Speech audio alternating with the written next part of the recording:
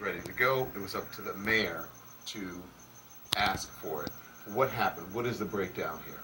Well, it really wasn't a breakdown at all. I mean, we've been prepared since last Saturday. We've been in constant communication with the mayor. She's done a terrific job.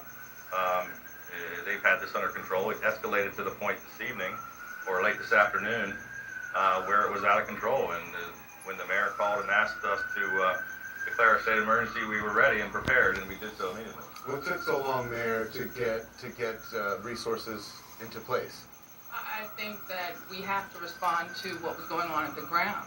We've seen what happens when other jurisdictions have overreacted and brought in resources that escalated the violence on the street. And I didn't want that to happen in Baltimore. I was very measured because we wanted to make sure that we had the appropriate response for what was going on the ground. And when we saw the breakout violence in the small groups, we realized that it was time to bring in additional resources, and I'm very grateful for the governor's cooperation. There are citizens who are out there who my colleagues have spoken to. I've spoken to police officers who are here who are saying, listen, this was allowed to get out of control because the protesters, not the peaceful ones obviously, but the ones who have caused all this chaos, they were given way too much leeway.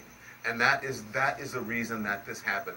Had there been more restraints, more officers in place, had they been able to gain control of the situation and perhaps not just stand by and allow people to do things as they shouldn't, that we would not be at this point right now. Look, let me just say in defense of the mayor, and now's not the time to, question about what happened in the past. We're here to try to fix what's happening now. I understand that, but I respectfully disagree with you, all the Governor. help that we need, and we're going to get this situation. Governor, I respectfully disagree with you, but I think now is the time to get some answers because it's happening now. And then, tomorrow will be something else. What's happening now is we've activated a state of emergency. I just came from the Emergency Operations Center. We have up to 5,000 police officers coming from all over the Mid-Atlantic region. We have 5,000 National Guard coming. Why didn't that happen? Why didn't that happen on Saturday after there was so much chaos on Saturday? When the emergency order had been signed, why didn't that happen on Saturday? It wasn't signed until today, when the mayor requested us. Your office said it was signed. No, it was just signed. So that's inaccurate. We've been standing by in preparation, just in case the violence escalated, which it did. When the mayor called, we activated. We were fully prepared. We had all the assets ready, and we had the order prepared and ready to sign. As soon as the mayor called, we activated. I would say that I think it is, again, I want to thank the governor for his support, for being here for Baltimore as we bring order. It is a very delicate balancing act to make sure that you protect people's right to free speech, their right to protest. The fact that people exploited the opportunity to protest with violence and looting doesn't mean that I don't have a duty to protect people's right to be heard. And you said your words were twisted because you didn't allow people. That didn't mean the destruction of property. What I said very clearly was when you give people when you facilitate space for people to be heard, that space was exploited by those who meant to do harm to our city. That's what I was saying very clearly. And when the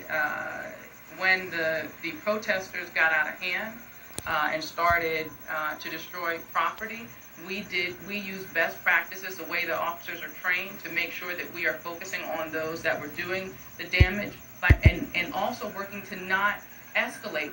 We have seen all over the country and throughout our history what happens when you use too much force to respond to an incident. It escalates and it can be a lot worse. I didn't want that for my city. We're working very hard to contain this and to do it in a way that doesn't turn Baltimore into a military state. Are there streets now that in Baltimore, or neighborhoods or areas that are still not under police control, not in control?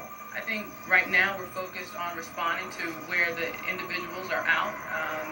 We have control. We are responding to fire. We are responding to police. And we will make sure that the city is open for business tomorrow. Are we still dealing with individuals who are intent to cause damage in our city? Of course we are. But we will handle it. As you're saying that you're working to gain control of the city and you believe that it is in control, you smell the smoke, you hear the sirens, the police helicopters, the news helicopters are overhead. So let me just explain to you what's happening. As I just explained earlier, we've activated the National Guard. we've put the state police in charge of the situation. We've called police officers from all over the state of Maryland and all over the Mid-Atlantic region. I've talked to the President of the United States, who believes that we're taking the proper actions. We're bringing every available resource we can from all over federal, state, county, and local assets, and we're trying our best to get this situation under control.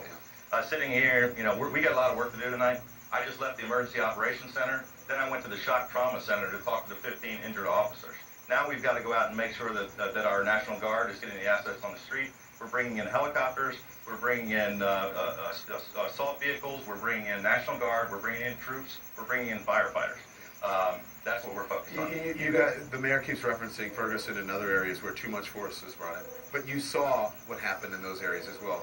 That might be an example of how you should bring in more force as well when it is necessary. So you're saying you're doing all of this. The question is, and I have to ask again, why was this not in place Saturday or Sunday when the situation began? I don't know how many times we can tell you, but we can't activate until we've been asked to come in. The mayor and the city are in charge. They believe they were taking the appropriate action. When they asked us to come in, we came in. Okay, well, let the mayor answer that. Go ahead, Mayor. Because we had this was an incident that sparked this afternoon. This has not been around the clock activity. We got the incidents that happened over the weekend under control. And I think it would have been inappropriate to bring in the National Guard when we had it under control. When we needed the support from the state is here. And I'm grateful for that support. Is there anything that do everything within our power to get the situation under control, and I can assure you we will get it under control. Is there anything that you would do differently now, if you looking back and knowing what's happened now? What would you do differently? Yeah, I think while it's an interesting question, we'll do a post-incident analysis and make those determinations. But we're acting in real time. We can't armchair quarterback it. We're in it. We're doing the best thing that we can to make sure that we're making the right decisions for our community. I spent a lot of time doing outreach with the faith community, with the Gray family, making sure people understood the Gray family doesn't want this. They don't want the destruction of our city. We spent a lot of time with faith and community leaders, making sure that they understood what the process was, that they had a chance to be heard so they could spread the message of peace in our city. We worked very hard to avoid having a situation like this. And despite our best efforts, there are still those who are intent on destroying our community. And the sad part about it is they're saying that they're doing it in the name of, for the community's sake. It's just dead wrong. What they're doing is destroying our communities. They are destroying the future of our young people who have to live in a community that has to be repaired. It's not going to happen for free. We have to make those investments, and those are investments that could go into community development projects, that could go into beautifying our community. And now we will be spending those resources rebuilding the community because some very misguided individuals decided to try to destroy our city this evening. The vast majority of the protesters for the past week have been very peaceful and under control, and those are the people that love the city. They just want to get answers as everyone does, and get to the bottom of what happened in this case. What we've now seen is outside agitators, gangs, and just really thugs, as the mayor called them, that are out there threatening people, injuring people, and destroying property, and we're not going to put up with it. We're going to put a stop to it. It's not going to continue. We're bringing every asset we can. This will not continue. When you say outside agitators, what do you mean? By the people who are from outside? People come from all over the country. But most of the people who were arrested were from Baltimore. I know that. They're getting stirred up by outside agitators, and there's just people looking for an opportunity to get in trouble. These are not the same as the people who were peacefully protesting earlier this week. We watched live as a business was on fire. Police and firemen bringing a baby out of a building. A mother, worried about where her husband was. Yeah. What do you say to those people who are in the middle of it? When you say we're gaining control, we got it under control, we acted when we could, but what do you say to those people? Those people are scared. They're losing their businesses and possibly their homes. The children that I spoke to today are afraid, but we will bring order. We'll do it collaboratively. I am determined that this darkest day will not define our city. We will have order, we will have control, and those individuals who we've caught on camera destroying our city will be brought to justice. I can assure you that we're now taking over the situation. This is not going to continue. People will feel that the city's safe. I'm moving the governor's office to Baltimore City first thing in the morning. We're bringing in our entire cabinet. We're bringing all the assets we can. We're going to get this under control. The city will be safe, and Marylanders will be proud of the effort once we get this cleaned up. How are you going to enforce the curfew tomorrow? That's fine. That's fine. How are you going to enforce the curfew tomorrow when kids are out of school and they've said that many of the young people are the people who are doing this? It's a what? Say again, Mayor. I'm sorry. Okay.